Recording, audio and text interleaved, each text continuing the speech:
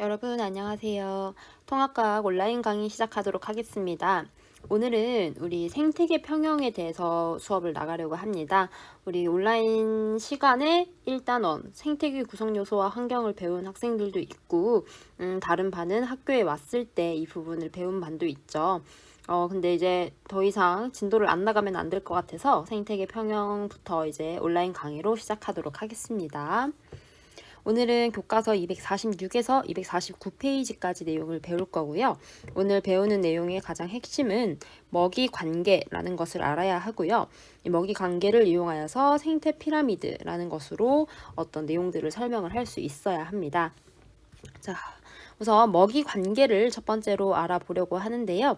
생태계에서 생물들이 다양하게 살고 있죠. 생물적 요인들이 있는데요. 그 생물적 요인들은 서로 먹고 먹히는 관계로 얽혀 있다고 하네요. 먹고 먹히는 관계로 얽혀 있다고 합니다. 그래서 이 먹고 먹히는 관계를 우리가 크게 두 개로 나타낼 수가 있습니다. 첫 번째는 먹이 사슬 이라는 것으로 나타낼 수 있고요. 두 번째는 먹이 그물이라는 것으로 나타낼 수가 있는데요. 첫 번째 먹이 사슬을 먼저 보도록 하겠습니다. 먹이 사슬은 말 그대로 사슬 모양을 나타내고 있는데요. 생산자부터 최종 소비자까지 먹고 먹히는 관계를 사슬 모양으로 나타낸 것을 의미합니다. 그래서 생산자와 최종 소비자가 동일하더라도 중간 단계의 생물이 서로 다른 먹이 사슬이 존재할 수 있어요. 이게 어떤 말이냐면, 보자. 예를 들어 생산자가 똑같습니다. 생산자는 똑같아. 근데 1차 소비자가 예를 들어 1차 소비자가 뭐라고 해볼까? 풀 먹는 동물 뭐 있지? 얘는 노루고 얘는 고란이라고 해볼게. 1차 소비자가. 자, 그런데 2차 소비자의 경우에 최종 소비자라고 할게요. 최종 소비자는 둘 다 뭐로 똑같다고 해볼까요? 최종 소비자는 둘 다 호랑이로 같은 거야. 자, 그러면 이 첫 번째 먹이 사슬과 두 번째 먹이 사슬은 보면 생산자와 제일 처음에 있는 생산자와 최종 소비자가 동일하지만 중간에 있는 중간 소비자가 서로 다른 것을 확인할 수 있죠. 이거를 설명한 겁니다. 중간 단계의 생물이 서로 다른 먹이 사슬이 존재할 수 있다. 그러면 먹이 사슬을 생긴 걸 보면 이런 식으로 생겼어요. 먹이 사슬은 예를 들어 풀은 생산자겠죠. 풀은 생산자에 해당하고요. 생산자. 메뚜기를 우리가 뭐라 부르지? 1차 소비자. 그 다음 개구리는 2차 소비자. 뱀의 경우에는 3차 소비자라고 부를 수도 있지만 우리가 최종 소비자라고 부르기도 합니다. 이것처럼 하나의 단계로만 나타난 것을 우리가 먹이 사슬이라고 표현을 하게 되고요. 그러면 먹이 그물을 보도록 하겠습니다.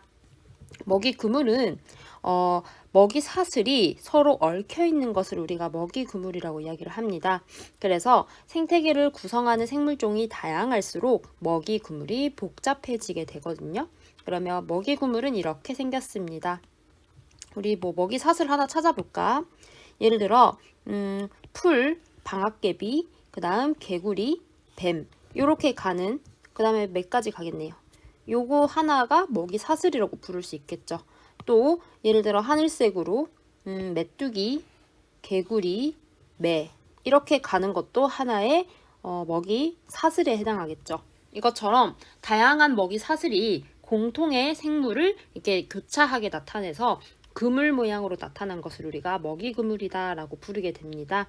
그래서 생물종이 다양할수록 먹이 그물은 더 복잡하게 나타난다는 거 알 수 있을 거예요. 자, 그러면 이 먹이 사슬을 통해서 우리가 뭘 나타낼 수 있냐면 에너지 흐름이라는 것을 이해를 해야 되거든요. 자, 에너지라는 것은 일단 생태계에서 점점 상위 영양 단계로 이동을 하게 됩니다. 상위 영양 단계로 이동을 하는데요. 상위 영양 단계는 이런 거야. 예를 들어 먹이 사슬이 있을 때 우리 위로 갈수록 이렇게 위로 갈수록 최종 소비자로 가면 갈수록 상위 역량 단계라고 부르게 되고요. 아래에 있을수록 우리가 하위 역량 단계라고 부르게 됩니다. 자, 그러면 상위 역량 단계로 에너지가 이동을 하게 되는데요. 이때 이 에너지의 양이 점점 줄어들게 됩니다. 에너지 양이 점점 줄어들게 되거든요.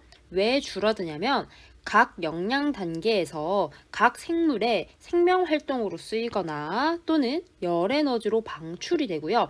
그 생물, 그 단계의 생물이 남은 에너지만 다음 단계로 전달을 해주기 때문에 점점점 에너지 양이 감소한다는 걸 알 수 있거든요. 그래서 이 그림을 한번 살펴보겠습니다. 여러분 프린트물에도 나와 있을 건데, 자, 태양 에너지, 태양으로부터 우리 에너지가 엄청난 양이 일단 이렇게 제공이 돼요. 이게 얼마냐? 17만인가요? 네. 이만큼의 에너지가 제공이 되는데 우선 태양 에너지 중에서 반사되는 에너지가 일단 대부분이고요. 그 중에 정말 일부를 생산자가 광합성을 통해서 얻게 됩니다. 자, 이때 생산자도 호흡을 해야 되잖아. 호흡을 하면서 요만큼 쓰고요. 이 생산자가 썩게 될 때 요만큼 에너지를 쓰게 됩니다. 그러면 얼마가 남냐면 3021만큼이 남게 되는 거야. 이 남은 에너지를 1차 소비자에게 전달을 하게 되고요. 그 다음 1차 소비자도 자기가 쓸 거 다 쓰고 그 다음 남은 거를 2차 소비자에게 505만큼 전달을 하게 되는 거죠.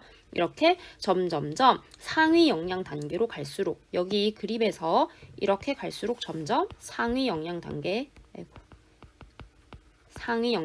해당하게 되죠. 네, 그래서 상위 역량 단계로 갈수록 에너지 양이 크게 감소한다는 것을 우리가 확인할 수 있습니다. 자, 그러면 우리 방금 에너지 흐름을 봤는데요. 우리가 이 에너지 흐름뿐만 아니라 다른 것들을 이제 그림으로 나타내려고 합니다. 자, 우리가 생태 피라미드라는 개념을 배우게 되는데요. 각 역량 단계, 발음이 너무 어려운데 각 역량 단계에서 에너지 양, 개체 수, 생물량을 하위 역량 단계에서부터 상위로 착착 이렇게 쌓아 올리면 위로 갈수록 점점 줄어들게 되거든요. 그러면 우리가 이 모양을 피라미드 형태다라고 부르게 됩니다. 자, 그래서 우선 첫 번째 에너지 양은 아까 우리 앞에 여기 그림에서 봤던 것처럼 에너지가 생산자가 제일 많이 갖고 있고요. 그 다음 상위 역량 단계로 갈수록 점점 이렇게 에너지가 줄어드는 양을 볼 수가 있겠죠. 자, 그 다음 개체 수. 우리 전체 지구적으로 봤을 때 생산자가 제일 많고요. 1차 소비자가 그만큼 그 다음으로 많고 점점 상위 역량 단계로 갈수록 개체 수가 줄어들게 됩니다. 그래서 이거 역시 이렇게 피라미드 모양으로 나오게 되고요. 그 다음 생물량의 경우에는 생물량이라는 단어 자체가 좀 어색한 사람들이 있죠. 이거 우리 교과서에도 나오는데 우리 각 그 생물의 질량을 합한 값을 우리가 생물량이라고 부르게 됩니다. 그러면 생각을 했을 때 왠지 뭐 호랑이나 사자, 곰 이런 애들이 질량이 되게 크잖아요. 하지만 개체 수가 적기 때문에 되게 가벼운 풀이라도 우리 생산자들은 개체 수가 많아서 하나의 질량이 작더라도 전체 생물량은 가장 크게 됩니다.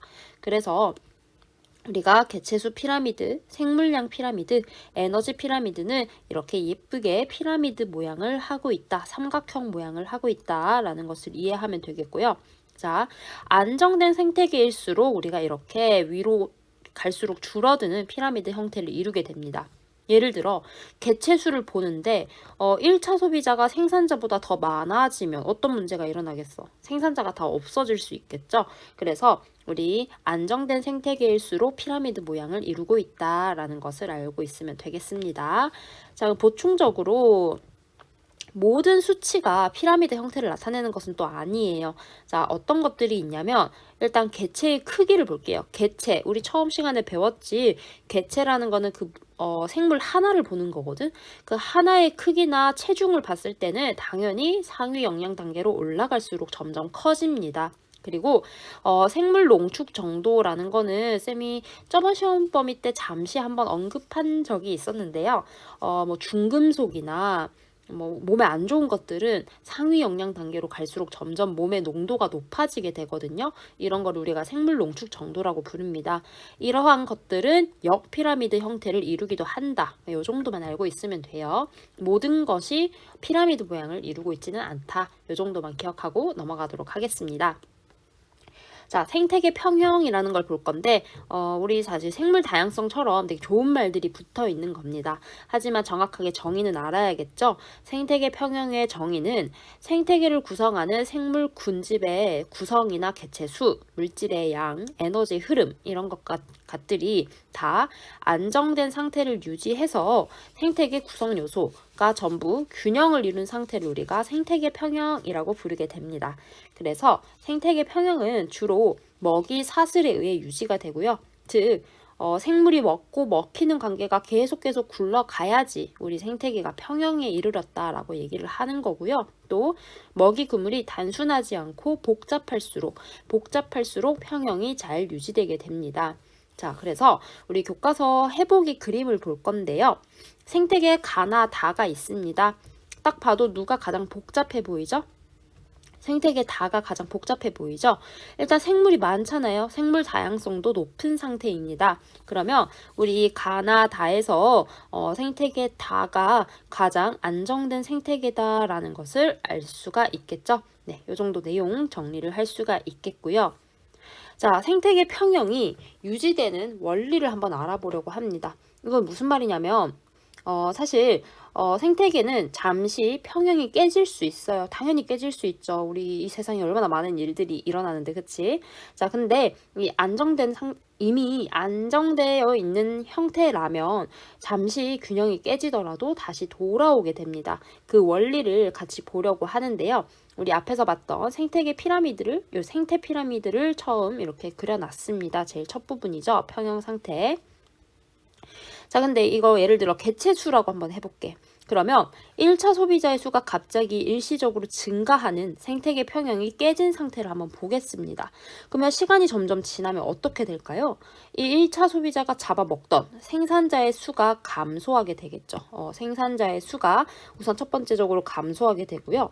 또 1차 소비자를 잡아먹고 사는 2차 소비자의 수가 증가하게 됩니다. 요거 이해가 가나요? 그쵸? 자, 그러면 이 상태로 오랜 시간이 지나게 되면 1차 소비자의 경우에는 먹이가 감소하고 있기 때문에 생산자가 감소하고 있기 때문에 줄어들게 되고요.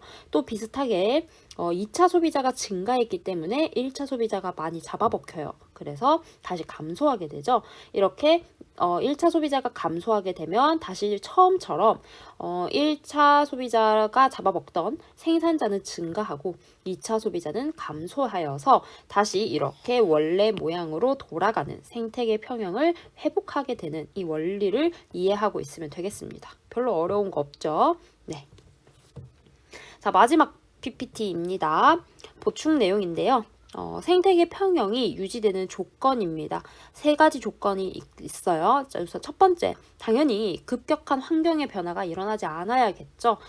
급격한 환경의 변화가 일어나게 되면 뭐 특정 생물종이 멸종을 하게 될 수도 있고요. 멸종을 하게 되면은 먹이 사슬이나 먹이 그물에 변화가 와서 생태계 평형이 깨질 수가 있습니다.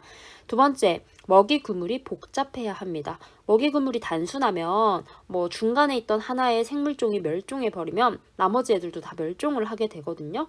그 애가 잡아먹던 애들만 많아진단 말이야. 그래서 한 먹이 사슬에 의해서 이상이 생겨도 다른 먹이 사슬이 유지할 수 있기 때문에 먹이 그물이 복잡해야 합니다.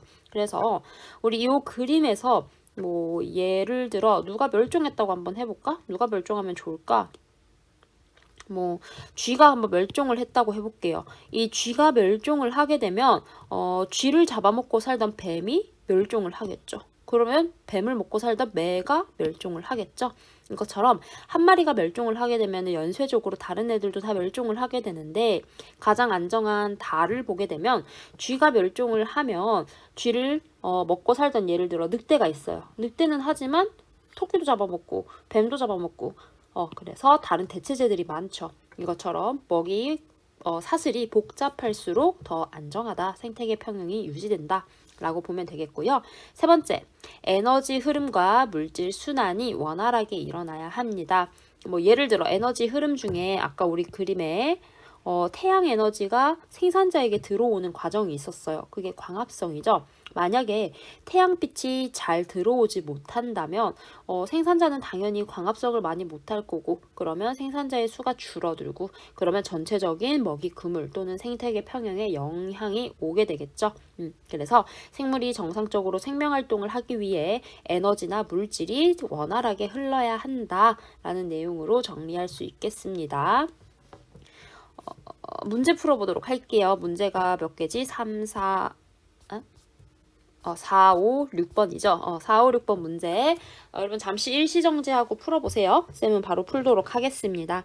그림은 여러 생물의 먹이 관계를 나타내고 있는데요. 이에 대한 설명으로 옳은 것을 찾으라고 하네요. 그러면 좀 고쳐봅시다.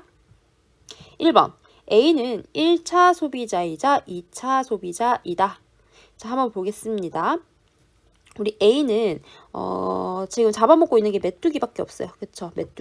메뚜기만 먹고 있는데 우리 메뚜기는 B로부터 왔죠. B를 잡아먹죠. 그러니까 B가 누구야? 생산자겠네요. 다른 애를 안 잡아먹잖아. 그러니까 메뚜기는 1차 소비자에 해당하고 A는 2차 소비자에 해당하죠. A가 바로 B를 먹고 있진 않잖아요. 그쵸? 그래서 A는 1차 소비자가 아니고 그냥 2차 소비자이다 라고 고쳐야 되고요. 2번. B는 생산자이다 소비자이다? 아니죠. B는 생산자입니다. 3번. 참새, 여기 참새 있네요. 2차 소비자이자 3차 소비자이다. 자, 참새 우선 1차 소비자이죠. B를 잡아먹고 있잖아요. 그리고 메뚜기 잡아먹으니까 생산자에서 메뚜기에서 참새, 2차 소비자도 되겠습니다. 그래서 1차 소비자이자 2차 소비자이다. 이렇게 고쳐야겠습니다. 4번. B, 메뚜기. 파란색으로 적어볼게. B, 메뚜기에서 A, 그 다음에 A에서 족제비에서 올빼미, 이렇게 가는 먹이 사슬이 가장 길다라고 물었는데, 이거 어떻게 찾아야 될까? 너네 한번 잘 찾아보세요. 네, 이거 못 찾겠다, 야. 보면은 얘가 지금 하나, 둘, 셋, 네 개의 화살표로 그려졌는데요. 다른 색깔로도 한번 찾아볼까? 예를 들어 초록색으로 B에서 메뚜기에서 쥐에서 뱀에서 올빼미. 요것도 화살표가 4개죠. 그래서 가장 길지 않습니다. 가장 긴 거는 한번 찾아와 보세요. 여기 이거겠다. 뱀에서 족제비로 갔다가 족제비에서 올빼미로 가는, 얘가 가장 긴 먹이 사슬에 해당하겠습니다. 5번. B, 참새, 올빼미로 이어지는 먹이 사슬이 가장 짧다. 이거 좀 지우자. 자, 가장 짧은 먹이 사슬을 찾고 있는데요. B에서 참새에서 올빼미로 가는 게 가장 짧은 사슬이겠네요. 올빼미가 최종 소비자에 해당하니까요. 최종 소비자에 해당하기 때문에 생산자에서 1차 소비자 지나고 최종으로 가는 가장 짧은 사슬에 해당하겠습니다. 정답 5번입니다. 5번. 그림은 다음은 어떤 해양 생태계에 서식하고 있는 생물 중 일부를 나타내고 있다고 합니다. 이에 대한 설명으로 옳은 것만을 보기 위해서 고르시오라고 적혀 있는데요. 여러분, 식물 플랑크톤을 동물 플랑크톤이 잡아먹습니다. 요거는 좀 알아놔. 자, 그 다음에 동물 플랑크톤을 멸치가 먹게 돼요. 네, 기억. 멸치는 2차, 3차 소비자인 오징어, 갈매기 등의 먹이가 된다. 그쵸? 멸치를 오징어나 갈매기가 잡아먹거든요. 이거 먹이 사슬을 사실 좀 알아야 되거든. 쌤이 다음 시간에 먹이 사슬을 한번 보여주도록 하겠습니다. 멸치를 오징어나 갈매기가 잡아먹게 돼요. 그래서 멸치는 이때 2차, 3차 소비자가 될 수 있겠죠? 그래서 기억이 맞는 말이고요. 니은 식물 플랑크톤은 생산자 맞습니다. 그리고 동물 플랑크톤은 식물 플랑크톤을 잡아먹는 1차 소비자에 해당하겠죠. 니은 맞고요. 디귿. 이 생태계에서 생물들은 하나의 먹이 사슬로만 연결되지 않고 여러 먹이 사슬에 동시에 연결된다. 이것도 맞겠죠. 왜냐하면 오징어를 또 갈매기가 먹고요. 상어가 오징어를 또 먹고요. 이런 식의 다양한 먹이 사슬이 있기 때문에 먹이 사슬이 동시에 연결된 먹이 그물을 만들어낼 수 있다라고 볼 수 있겠습니다. 기억, 니은, 디귿 모두 맞는 말이고요. 6번. 그림은 두 생태계의 먹이 관계를 나타내고 있는데 기억. 가는 나보다 생태계 평형이 쉽게 깨질 수 있다. 당연히 맞는 말이겠죠? 기억 맞는 말이고요. 니은. 나는 가보다 영양 단계가 더 많다. 자, 영양 단계 한번 찾아볼까? 옥수수, 매가 일단 최대로 길게 한번 해보면, 얘가 생산자고 메뚜기가 1차, 쥐가 2차, 뱀이 3차, 매가 이제 뭐 최종이자 4차에 해당하겠죠. 그러면 우리 나에서 5차까지 가느냐를 한번 찾아보는 거야. 그런데 아무리 길게 해봐도 5차가 없을 것 같아요. 여기서 메뚜기가 1차, 2차, 3차. 자, 그 다음 옥수수로 갔을 때 1차, 2차, 3차. 그 다음에 당근으로 봤을 때 토끼 1차, 2차, 3차. 이런 식으로 나는 가보다 영양 단계가 더 많지 않습니다. 그래서 우리 가가 나보다 더 오히려 많네요. 4차까지 있기 때문에. 그렇죠. 자, 그 다음에 디귿. 쥐가 사라질 경우 가와 나에서 모두 뱀이 사라질 것이다. 아니죠. 이거 아까 설명했지. 쥐가 사라지더라도 뱀은 토끼 먹으면 됩니다. 자, 그래서 기억만 정답이다. 자, 여기까지 하면 오늘 수업은 끝이 나고요. 다음 시간은 수업이 조금 더 짧을 거야. 오늘이랑 다음 시간은 수업이 조금 짧을 수 있어요. 하지만 여기까지만 짧고요. 그 다음부터는 물리 내용이라서 길게 수업을 진행하도록 하겠습니다. 고생했습니다.